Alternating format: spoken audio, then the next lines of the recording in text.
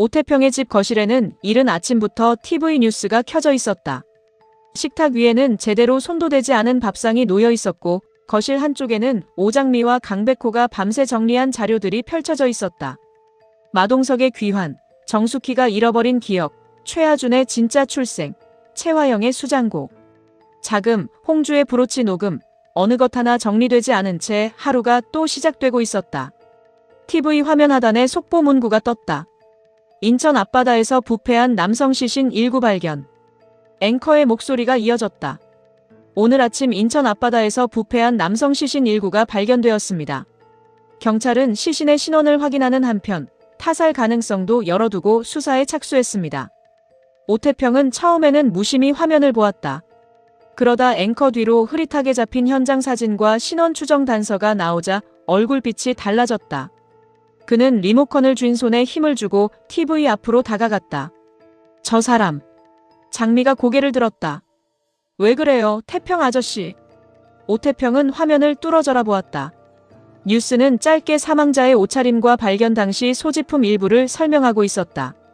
낡은 작업복, 카센터 명함 조각, 그리고 손목에 남은 특이한 흉터. 그 단서들을 듣는 순간 오태평의 얼굴이 하얗게 질렸다.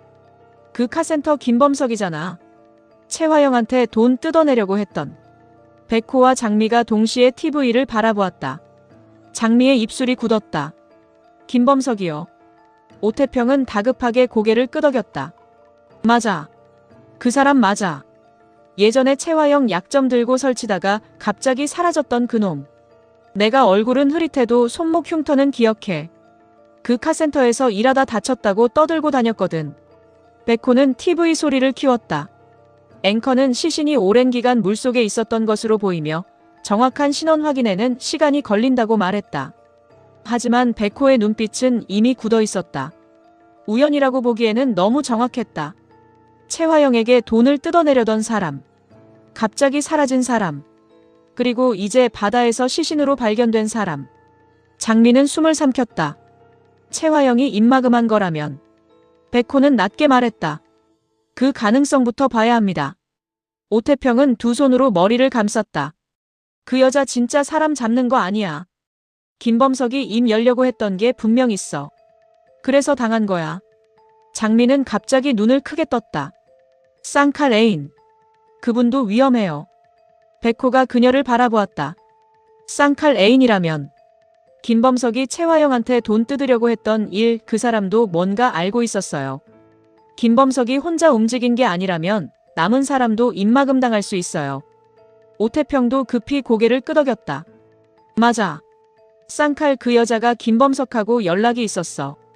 그 여자까지 찾으면 최화영이 김범석을 왜 죽였는지 나올 수 있어. 백호는 곧장 휴대폰을 꺼냈다. 오태평 씨, 그분 이름이나 연락처 아십니까? 정확한 이름은 몰라. 사람들이 쌍칼 애인이라고만 불렀어. 예전에 인천 쪽 유흥가 근처에서 봤다는 말은 들었는데. 장미의 얼굴이 어두워졌다. 최화영이 먼저 찾으면 안 돼요. 백호는 짧게 고개를 끄덕였다. 경찰에 먼저 확인하기는 어렵습니다. 최화영 대표님 손이 닿아 있을 가능성이 있으니까요. 우리 쪽에서 먼저 찾아야 합니다. 그때 한영자가 부엌에서 나오며 말을 받았다. 그럼 이강혁부터 따라붙어야지. 세 사람의 시선이 영자에게 향했다. 영자는 앞치마를 벗으며 눈빛을 세웠다. 최화영이 직접 움직이겠어. 더러운 일은 늘 이강혁이 했잖아. 이강혁이 움직이는 범위만 알면 최화영이 무슨 짓을 꾸미는지 알 수 있지 않을까. 백호는 잠시 생각에 잠겼다. 맞는 말이었다. 김범석 시신이 뉴스로 떠오른 이상 최화영은 반드시 흔적을 지우려 할 것이다. 김범석과 연결된 사람, 남은 증거, 경찰 내부에 흘러간 정보까지 확인하려 할 가능성이 크다. 그 모든 움직임의 앞에는 이강혁이 있을 것이다. 장미가 걱정스럽게 말했다. 어머니, 위험해요. 이강혁 씨는 눈치가 빠른 사람이에요. 영자는 어깨를 폈다. 위험한 건 나도 알아. 그래도 누가 해야지. 이강혁 그 사람, 나한테는 아직 경계심 덜해. 저번에 차 안에서 영수증 찾아낸 것도 그 사람 방심해서 가능했던 거잖아. 백호는 신중하게 말했다. 위치 추적은 걸리면 위험합니다. 단순히 휴대폰을 보는 정도가 아닙니다. 영자는 백호를 똑바로 바라보았다. 백호야. 우리 장미 구치소까지 갔다 왔어. 마 회장님은 아직 병실에 계시고 정숙희 씨는 이제 겨우 아버지 찾았는데 다시 무너질 뻔했어. 근데 우리가 아직도 위험하다고만 하고 있을 거야. 장미는 영자의 손을 잡았다. 그래도 혼자 보내고 싶지 않아요. 영자는 장미 손을 토닥였다. 내가 미끼가 될게. 대신 너희는 뒤에서 제대로 잡아. 이강혁이 어디 가는지, 누구 만나는지, 채화영이 어디로 돈과 사람을 움직이는지. 백호는 잠시 침묵하다가 고개를 끄덕였다. 그럼 준비를 철저히 해야 합니다. 짧은 시간 안에 설치하고 바로 빠져나와야 합니다. 이강혁 씨가 화장실을 가거나 전화를 받으러 자리를 비우는 순간을 노려야 합니다. 영자는 입가를 다물었다. 저녁 식사 약속 잡아볼게. 내가 요즘 이강혁한테 걱정하는 척 몇 번 연락했거든. 그 사람 생각보다 외로운 구석이 있어. 오태평이 기가 막힌 얼굴로 말했다. 누님, 그걸 또 언제? 영자는 그를 흘려봤다. 복수도 부지런해야 하는 거야. 장미는 그 말에 잠깐 웃었지만 곧 다시 TV를 바라보았다. 김범석의 시신. 채화영의 그림자가 또 한 사람의 죽음 위에 드리워지고 있었다. 장미는 손을 꽉 쥐었다. 쌍칼 애인부터 찾아야 해요. 그분이 살아있어야 김범석이 왜 죽었는지도 밝혀져요. 백호는 고개를 끄덕였다. 이강혁 씨 동선이 잡히면 그쪽으로 연결될 겁니다. 그날 저녁 한영자는 약속대로 이강혁과 레스토랑에서 마주 앉았다. 조용한 분위기의 고급 레스토랑이었다. 창가 자리에는 도시의 불빛이 멀리 보였고 테이블 위에는 잔잔한 조명이 내려앉아 있었다. 영자는 평소보다 조금 더 단정하게 차려입고 나왔다. 이강혁은 그런 그녀를 보며 미묘한 표정을 지었다. 한영자 씨가 저녁을 먼저 청하실 줄은 몰랐습니다. 영자는 부드럽게 웃었다. 사람이 살다 보면 미운 사람하고도 밥 먹을 일이 생기더라고요. 이강혁은 물잔을 들었다. 제가 미운 사람입니까? 미웠죠. 지금도 완전히 좋지는 않고요. 이강혁은 희미하게 웃었다. 솔직하시군요. 영자는 그를 바라보며 일부러 목소리를 낮췄다. 그래도 이 실장님도 요즘 많이 힘들어 보였어요. 최 대표 밑에서 평생 뒷일만 하다가 이제는 그 사람한테 버려질까봐 불안한 사람처럼. 이강혁의 손이 멈췄다. 영자는 속으로 긴장했지만 겉으로는 아무렇지 않은 얼굴을 유지했다. 나도 사람 보는 눈은 있어요. 이 실장님, 그렇게 못된 사람인 척해도 속은 썩고 있잖아요. 준호 씨 일도 그렇고. 이강혁의 눈빛이 흔들렸다. 준호 이야기는 하지 않으셨으면 합니다. 왜요? 아프니까. 이강혁은 대답하지 않았다. 영자는 그 틈을 파고들었다. 그럼 더 해야죠. 사람이 아픈 데를 안 봐주면 골마요. 이강혁은 한참 동안 영자를 바라보았다. 그는 그녀가 자신에게 접근하는 이유를 완전히 모르는 것은 아니었다. 그러나 이상하게 그 말을 피하고 싶지 않았다. 채화영 곁에서 늘 명령과 의심만 들었다. 한영자의 말은 거칠었지만 그 안에는 자신을 사람으로 보는 시선이 섞여 있었다. 이강혁은 그 낯선 감각에 잠시 방심했다. 식사가 이어졌다. 영자는 일부러 이강혁의 잔을 채워주며 그의 이야기를 끌어냈다. 직접적인 질문은 하지 않았다. 대신 요즘 잠은 자요. 최 대표가 또 무리한 지시하는 거 아니에요. 준호 씨는 그래도 마음이 여린 사람이에요. 같은 말들로 이강혁의 마음을 흔들었다. 식사 중반 이강혁의 휴대폰이 울렸다. 그는 화면을 확인하더니 얼굴이 굳었다. 채화영이었다. 그는 받지 않고 잠시 생각하다가 자리에서 일어났다. 잠시 화장실에 다녀오겠습니다. 영자는 자연스럽게 고개를 끄덕였다.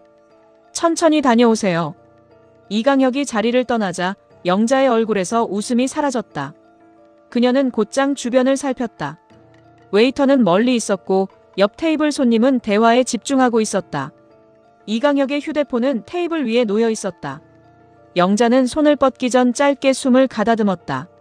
한영자. 손 떨면 끝이다. 그녀는 휴대폰을 집어들었다. 화면은 잠겨 있었다. 하지만 백호가 미리 알려준 방식대로 긴급 알림창을 이용해 작은 파일 설치 링크를 띄우는 데 성공했다. 영자의 손끝이 빠르게 움직였다. 위치 추적 프로그램은 설치 후 일반 설정 앱처럼 숨겨지는 방식이었다. 시간은 길지 않았다. 이강혁이 언제 돌아올지 몰랐다. 영자는 마지막 확인 버튼을 눌렀다. 설치가 완료됐다는 표시가 짧게 떴고 곧바로 화면은 원래대로 돌아갔다. 그녀는 휴대폰을 정확히 처음 놓여있던 각도로 내려놓았다. 그 순간 이강혁이 돌아왔다. 영자는 물잔을 드는 척했다. 이강혁은 자리에 앉으며 휴대폰을 한번 바라봤다. 영자의 심장이 내려앉았다. 하지만 그는 별다른 의심 없이 휴대폰을 주머니에 넣었다. 기다리게 해서 죄송합니다. 영자는 태연하게 웃었다. 별 말씀을요. 이 실장님도 바쁘신 분인데. 이강혁은 그녀를 바라보았다. 한영자 씨. 네. 오늘 왜 저를 부르신 겁니까? 영자는 잠시 그를 바라보다가 낮게 말했다. 누군가는 이 실장님한테도 물어봐야 할 것 같아서요. 계속 이렇게 살 거냐고. 이강혁의 얼굴이 굳었다. 영자는 더 말하지 않았다. 오늘의 목적은 끝났다. 너무 많이 파고들면 오히려 의심받는다. 그녀는 미소를 지으며 냅킨을 접었다. 밥 맛있네요. 다음엔 이 실장님이 사세요. 이강혁은 그녀를 바라보다가 아주 작게 웃었다. 그 웃음은 지치고 쓸쓸했다. 그 시각 백호와 장미는 근처 차량 안에서 노트북 화면을 보고 있었다. 위치 신호가 처음에는 멈춰 있다가 곧 이강혁의 휴대폰과 연결되며 지도 위에 작은 점이 나타났다. 백호의 눈빛이 밝아졌다. 잡혔습니다. 장미가 몸을 앞으로 숙였다. 정말요? 백호는 지도 위의 점을 가리켰다. 이 실장이 미끼를 물었어요. 지금 실시간으로 이 실장 위치가 다 파악되고 있어요. 장미의 손이 떨렸다. 긴장과 안도가 동시에 밀려왔다.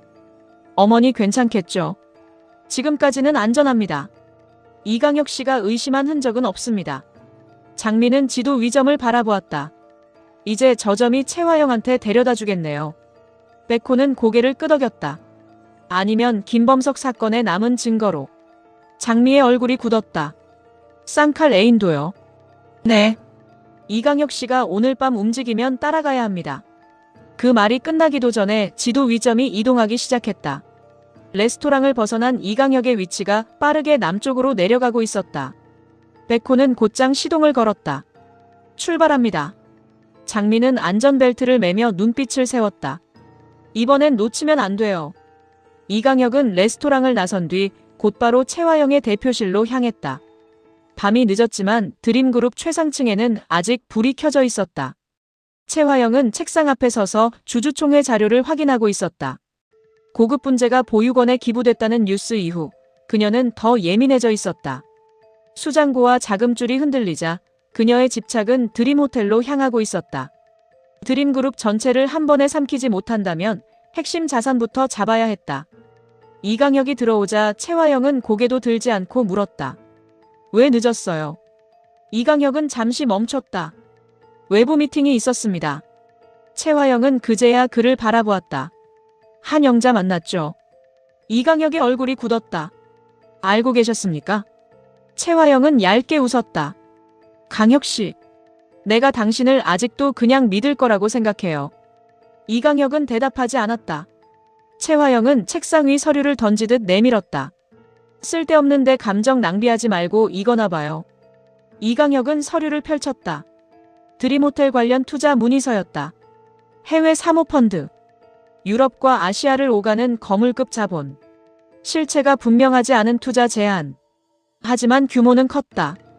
드림호텔 지분과 경영권 일부를 노릴 만한 금액이었다.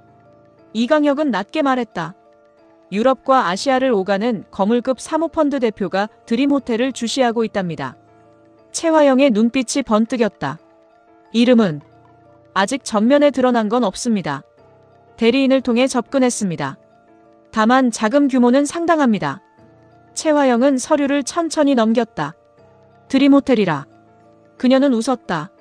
마대창이 의식불명이고 정숙희는 친딸로 인정받았지만 아직 기반이 약하다. 오장미와 백호는 자신을 몰아붙이고 있지만 드림호텔을 흔들면 판이 달라진다.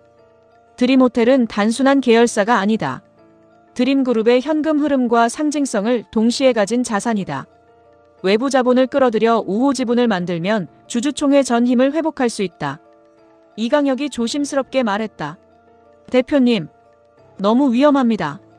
사모펀드의 실체가 불분명합니다. 최화영은 차갑게 말했다. 위험하지 않은 돈은 없어. 김범석 시신 뉴스도 떴습니다. 지금은 움직임을 줄이시는 게 좋습니다. 최화영의 눈빛이 날카롭게 변했다. 김범석 이야기를 왜 꺼내죠? 이강혁은 잠시 입을 다물었다. 최화영은 그에게 다가갔다.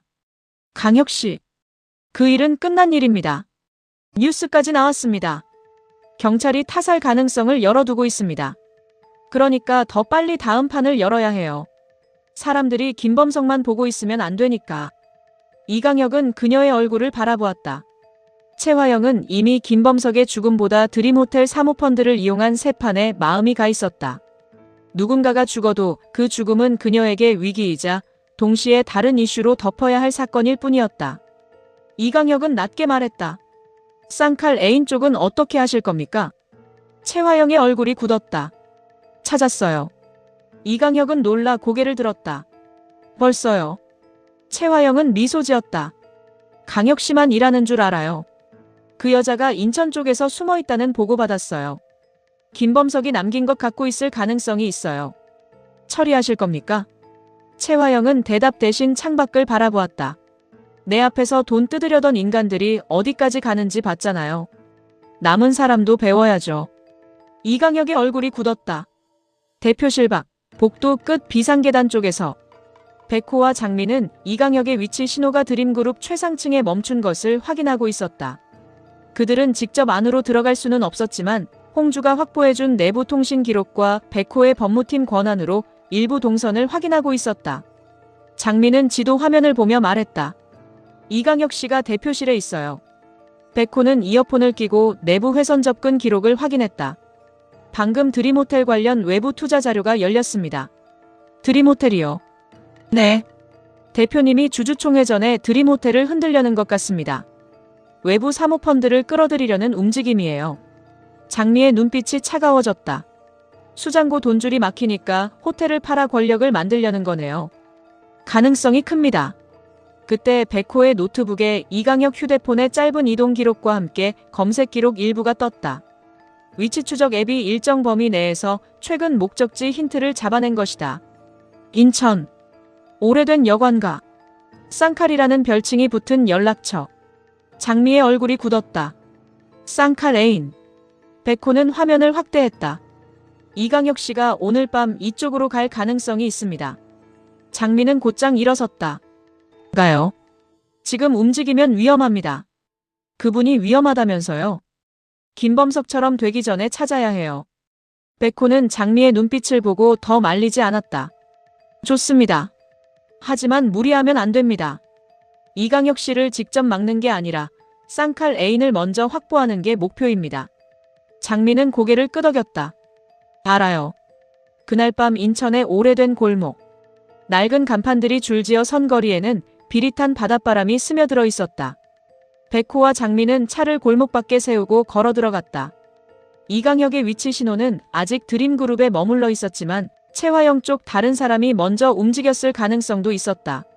장미는 모자를 눌러 쓴 채 주변을 살폈다. 여기서 어떻게 찾아요? 백호는 휴대폰 속 연락처와 주소를 비교했다. 쌍칼 애인이라는 별칭으로 등록된 번호가 마지막으로 잡힌 기지국이 이 근처입니다. 오태평 씨가 말한 유흥가와도 맞습니다. 장미는 낮게 말했다. 그분이 우리를 믿어줄까요? 김범석이 죽었다는 뉴스를 봤다면 누구도 쉽게 사람을 믿지 못할 겁니다. 그때 골목 안쪽에서 여자의 목소리가 들렸다. 누구야? 백호와 장미가 멈췄다. 낡은 여관 입구 그늘에 중년 여자가 서 있었다. 얼굴은 지쳐 있었고 눈빛은 경계심으로 가득했다. 그녀는 손에 작은 가방을 꼭 쥐고 있었다. 장미가 조심스럽게 말했다. 쌍칼 씨와 아는 분 맞으세요? 여자의 얼굴이 굳었다. 누가 보냈어? 최화영이 보냈어. 백호가 낮게 말했다. 아닙니다. 김범석 씨 사건 때문에 왔습니다. 여자는 뒤로 물러났다. 난 몰라. 아무것도 몰라. 장미가 급히 말했다. 김범석 씨가 오늘 뉴스에 나왔어요. 인천 앞바다에서 발견된 시신, 그분일 가능성이 커요. 여자의 눈빛이 흔들렸다. 그녀는 가방을 더 세게 움켜쥐었다. 그러니까 나도 죽겠네. 백호는 한 걸음도 더 다가가지 않았다. 당신이 가진 걸 저희에게 주시면 보호 요청할 수 있습니다. 여자는 비웃듯 말했다. 보호. 김범석도 그 말 믿었다가 죽었어. 장미는 가슴이 아팠다. 이 여자는 이미 모든 걸 알고 있었다. 김범석이 뭔가를 들고 있었고 채화영에게 협박을 했고 결국 사라졌다. 그리고 이제 자기 차례라고 생각하고 있었다. 장미는 천천히 손을 내밀었다. 저도 채화영 때문에 구치소까지 갔다 왔어요. 제 엄마도 제 가족도 다 무너졌어요. 그래서 알아요. 그 사람 무섭다는 거. 그래도 숨기만 하면 더 위험해요. 여자는 장미를 한참 바라보았다. 오장미. 장미는 놀랐다. 저를 아세요. 김범석이 말했어. 채화영을 끝까지 물고 늘어지는 여자라고. 백호가 물었다. 김범석 씨가 뭘 가지고 있었습니까? 여자는 주변을 살피더니 낮게 말했다. 채화영이 사람 시켜서 마동석 죽음을 조작한 증거. 그리고 최하준 아기 때 사진 반쪽. 장미와 백호의 얼굴이 동시에 굳었다. 사진 반쪽이요. 여자는 가방을 열려 했다. 바로 그 순간 골목 밖에서 검은 차량 한 대가 천천히 들어왔다. 백호는 본능적으로 장미를 뒤로 물렸다. 여자의 얼굴이 창백해졌다. 왔어.